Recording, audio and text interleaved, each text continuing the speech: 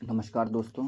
आज हम सभी लोग पॉलिटिकल साइंस मंथन के यूट्यूब प्लेटफॉर्म पर आप सभी का स्वागत है।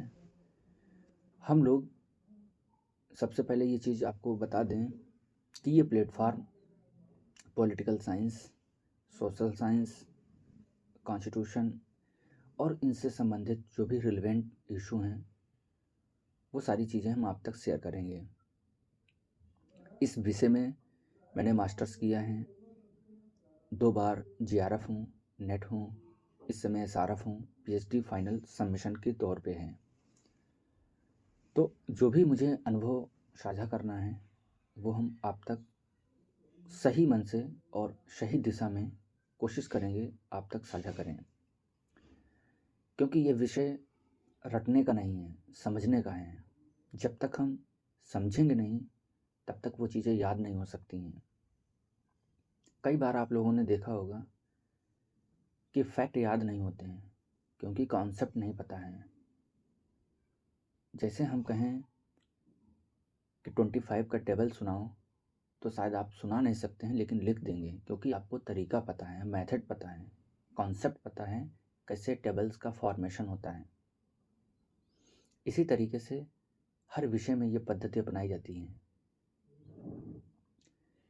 लोक सेवा आयोग के द्वारा जो भी परीक्षाएं संपन्न कराई जा रही हैं उन सभी में द्वितीय चरण की परीक्षा लिखित परीक्षा हो गई है। उसमें आपको आंसर राइटिंग लिखना होगा और सीमित शब्दों में लिखना होगा, सीमित समय में लिखना होगा। तो आपके पास तथ्य भी इम्पॉर्टेंट होने चाहिए, कमेंट भी इम्पॉर्टेंट होने चाहिए और उसका वर्णन भी इम्पॉर्टेंट होना चाहिए। तो हम आपको लिख के अपलोड कर देंगे, उसको समझा देंगे। और आपको यदि किसी प्रश्न का उत्तर नहीं आ रहा हो तो आप मुझे कमेंट में लिख दीजिएगा, तो हम उस क्वेश्चन को एक बेहतर संतुलित वे में आपको हम शेयर कर देंगे। क्योंकि जब तक हम लिखेंगे नहीं तब तक मुझे ये अनुभव नहीं हो पाएगा कि हम लिख पाएंगे कि नहीं लिख पाएंगे। तो लिखना बहुत ज़रूरी है। प्रीलिम्स के बाद मेंस ही इम्पॉर्टेंट है। तो आज हम राजनीति विज्ञान से संबंधित पहला प्रश्न तैयार करेंगे और समझेंगे। प्रश्न है कि राजनीति विज्ञान के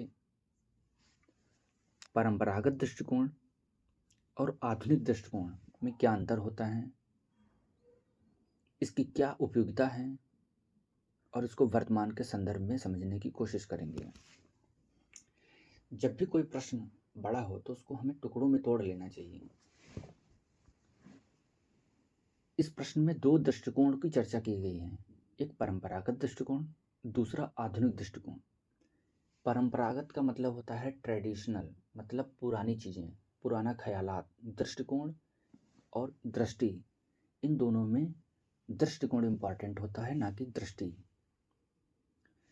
इंटरव्यू बोलते हैं उसको हम लोग, दृष्टिकोण एक तरीके से कह सकते हैं। तो जो राजनीति विज्ञान का परंपरागत दृष्टिकोण है वो पुरानी सोच के ख्याल से सोचता है कि राजनीति सिर्फ संकीर्ण सोच है। यानी कि राजनीति का जो परंपरागत दृष्टिकोण है वो बहुत ही लिमिटेड एरिया स्टडी करता है, जैसे सरकार का अध्ययन करना, राज्य का अध्ययन करना, राज्य और सरकार में क्या संबंध है। यानी कि एक तरीके से कानूनी संरचनाएं, संविधान, नियम, कानून, औपचारिक बातों का ही अध्ययन उसमें शामिल था। इसलिए उसका क्षेत्र अध्ययन क्या था, बहुत ही संक्षिप्त था, बहुत ही संकीर्ण था, नैरो था। ये परंपरागत दृष्टिकोण है। जब परंपरागत दृष्टिकोण में नियम, कानून, संविधान, औपचारिक फॉर्मेलिटीज की चर्चा की गई तो लोगों को लगा कि अब व्यवस्था सही तरीके से चलेगी। लेकिन राजनीति के जो नियम बनाए गए थे, जब राजनीति शास्त्र जो था परंपरागत दृष्टिकोण के अंतर्गत जिन नियमों और जिन मान्यताओं को लेके आगे बढ़ा, उसमें आगे चल के विरोधाभास उत्पन्न हुआ और उसकी सारी मान्यताएं खारिज हो गईं। जब द्वितीय विश्व युद्ध हुआ उसमें यह पाया गया कि सिर्फ औपचारिक संरचनाओं के अध्ययन से राजनीति को समझा नहीं जा सकता है, क्योंकि विचारकों के दृष्टिकोण में परिवर्तन आया। यहीं से परंपरागत दृष्टिकोण कन्वर्ट हो जाएगा व्यवहारवादी दृष्टिकोण, जिसको हम लोग आधुनिक दृष्टिकोण के अंतर्गत पढ़ते हैं। दृष्टिकोण में परिवर्तन ये आया कि जब परंपरागत दृष्टिकोण के अंतर्गत संविधान, कानून, लीग ऑफ नेशन, सारी संस्थाएं बनाई गई, आखिर क्यों दोबारा द्वितीय विश्व युद्ध हो गया? ऐसे में परंपरागत दृष्टिकोण फेल हो जाता है और उसी का परिष्कृत रूप, एक नेक्स्ट वर्जन जो है वो आधुनिक दृष्टिकोण के रूप में देखा जाता है। इसीलिए व्यवहारवादी दृष्टिकोण में सिर्फ संविधान, नियम, कानून की चर्चा नहीं होती है, बल्कि व्यवहार का अध्ययन होता है कि हमारी राजनीति को जो जो कारक प्रभावित करते हैं, उन सारी चीज़ों का अध्ययन राजनीति विज्ञान में किया जाने लगा। पॉलिटिकल कल्चर, मॉडर्नाइजेशन, उत्तराधुनिकतावाद, राजनीतिक संस्कृति, शक्ति अध्ययन, व्यवहारवादी दृष्टिकोण, अनेक प्रकार के दृष्टिकोण का आगाज होने लगा। तो ये मुख्य भूमिका है कि परंपरागत दृष्टिकोण और आधुनिक दृष्टिकोण। अब इसको आंसर को हमें कैसे लिखना है कंबाइन करके, तो उसको मैंने पॉइंट के रूप में आपको बताया है, उसको आप समझने की कोशिश करें। जैसे राजनीति के व्यवस्थित अध्ययन के प्रयास हम सभी जानते हैं कि प्राचीन काल से ही चले आ रहे हैं। लगभग 2500 वर्ष पूर्व अरस्तु के ग्रंथ पॉलिटिक्स में आपको कृतियाँ लिखना है, कमेंट लिखना है, विचारकों के नाम लिखने हैं, तभी वो लगेगा कि राजनीति विज्ञान के विद्यार्थी के द्वारा राजनीति विज्ञान का आंसर लिखा गया है। अन्यथा वो आंसर आपका बहुत ही सतही माना जाएगा, वो प्रभावशाली नहीं रहेगा। इसलिए आपको कोई पुस्तक, उसका दृष्टिकोण, उसका कमेंट आपको जरूर लिखना है। लगभग 2500 वर्ष पूर्व अरस्तु के ग्रंथ पॉलिटिक्स में इसके प्रारंभिक दर्शन होते हैं, परंतु द्वितीय विश्व युद्ध के बाद राजनीति के अध्ययन में नए उपागम, नए पद्धतियाँ और व्यापक प्रयोग प्रारंभ होने लगा। इन उपागमों, पद्धतियों और प्रविधियों के प्रयोग के आधार पर दो दृष्टिकोणों में अंतर किया जाने लगा। राजनीति विज्ञान के जो परंपरागत दृष्टिकोण के प्रतिपादक थे, जिसमें ब्लेंसली महोदय, गैरिच, सीले, गार्नर, लास्की इत्यादि विद्वान आते हैं, वहीं पर आधुनिक दृष्टिकोण के मुख्य प्रतिपादक जैसे डेविड ईस्टन हैं, रॉबर्ट डहेल हैं, केटलिन हैं, मैक्स वेबर हैं, लासवेल हैं, ये सारे लोग आधुनिक दृष्टिकोण के प्रतिपादक हैं। राजनीति विज्ञान की शाखा में हम परंपरागत और आधुनिक दृष्टिकोण को निम्नवत तरीके से समझ सकते हैं। सबसे पहले हम जानेंगे कि परंपरागत दृष्टिकोण के पॉइंट में हम क्या लिखें कि परंपरागत दृष्टिकोण ने स्वयं को केवल राजनीतिक क्रियाओं, अब यहाँ पे शब्द केवल है, ये इम्पॉर्टेंट है, केवल, यानी कि उसका जो एरिया स्टडी है बहुत ही संकीर्ण है। ये केवल राजनीतिक क्रियाओं कि राजनीति कैसे फंक्शन कर रही है, सरकार कैसे बन रही है, ठीक है, प्रतिक्रियाओं तक ही सीमित रखा, क्योंकि परंपरागत की तरह सिर्फ ये राज्य और सरकार और संस्थाओं का ही अध्ययन पर जोर देता था, यानी कि संस्थात्मक को केंद्र में ज़्यादा रख के इसका अध्ययन था। इसलिए दृष्टिकोण काफ़ी संकुचित है। लेकिन आधुनिक दृष्टिकोण इस बात पर बल देता है कि व्यक्ति के राजनीतिक जीवन को सामाजिक जीवन के संदर्भ में ही उचित रूप से समझा जा सकता है। अतः राजनीति अध्ययन में अब एक विषय का दूसरे विषय के साथ संबंध स्थापित करके उसको पढ़ा जाने लगा, ठीक है।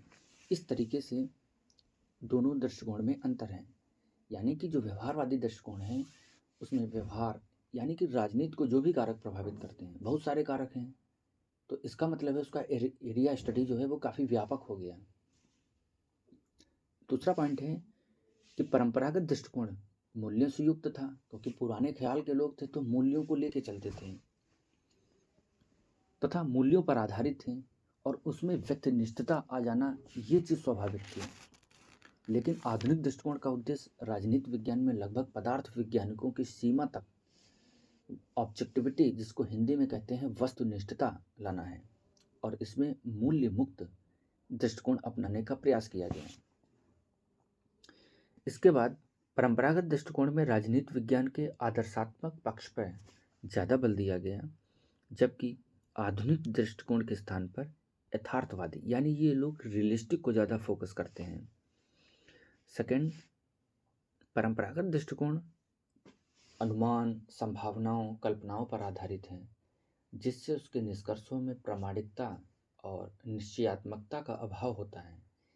लेकिन आधुनिक दृष्टिकोण में ठोस तथ्य भी होते हैं और इसके साथ निष्कर्षों की एक निश्चयात्मकता होती है और उनकी एक वैलिडिटी होती है, प्रामाणिकता होती है। ये आधुनिक दृष्टिकोण की विशेषताएं हैं। आधुनिक उपागम का विकास जो है वो द्वितीय विश्व युद्ध के बाद हुआ, परंतु उसके कुछ उदाहरण 20वीं सदी के प्रारंभ में ही प्राप्त होते हैं। 1908 में प्रकाशित ग्राहम वालास की रचना human nature in politics, Arthur Bentley की रचना द प्रोसेस ऑफ गवर्नमेंट को आधुनिक उपागम का अग्रदूत माना जाता है। व्यवहारवाद के बौद्धिक पिता चार्ल्स मेरियम आधुनिक दृष्टिकोण में ही शामिल हैं, जिसमें निम्नलिखित अध्ययन शामिल हैं। जैसे व्यवहारवादी लक्षण आधुनिक उपागमों की विशेषता हैं। इस उपागम में तर्क, विश्लेषण, ये सारी चीज़ें अध्ययन शामिल होने लगी और सांख्यिकी, डाटा, यानी कि व्यवहार, जो मनुष्य का व्यवहार है, क्योंकि मनुष्य के सराउंडिंग ही राजनीतिक गतिविधि होती है, तो सबसे पहले हमको व्यवहार को पढ़ना चाहिए, तभी हम राजनीति को समझ सकते हैं। आधुनिक उपागम राजनीति को विज्ञान बनाना चाहते हैं। इसी के साथ सिद्धांत निर्माण के अध्ययन शामिल हैं, क्योंकि बिना सिद्धांतों के विज्ञान की रचना नहीं की जा सकती है। इसीलिए राजनीति विज्ञान में भी विज्ञान की भांति सिद्धांतों की रचना की जाती है। इसीलिए राजनीतिक सिद्धांत ये पेपर चलता है अपने में, इसमें हम लोग तमाम सारे सिद्धांत पढ़ते हैं कि राज्य के सिद्धांत क्या हैं, संप्रभुता के सिद्धांत क्या हैं, इस तरीके से।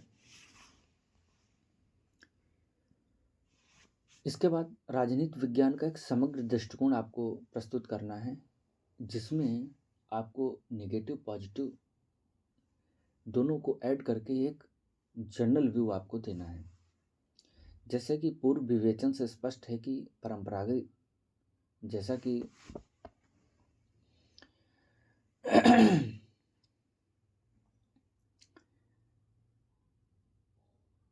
कि पूर्व विवेचन से यह स्पष्ट है कि परंपरावादी राजनीति विज्ञानी और आधुनिक राजनीति विज्ञान में कुछ मौलिक अंतर हैं, लेकिन इसका अर्थ यह नहीं कि वे एक दूसरे से विलग हो गए हैं या एक का स्थान दूसरे ने ले लिया है। वस्तुतः वर्तमान में ये दोनों दृष्टिकोण एक दूसरे के पूरक हैं, कोई विरोधी नहीं है। देखा जाए तो वर्तमान में ये दोनों दृष्टिकोण एक दूसरे से संबंधित हैं और दोनों को मिलाकर राजनीति विज्ञान का समग्र दृष्टिकोण प्रस्तुत करता है।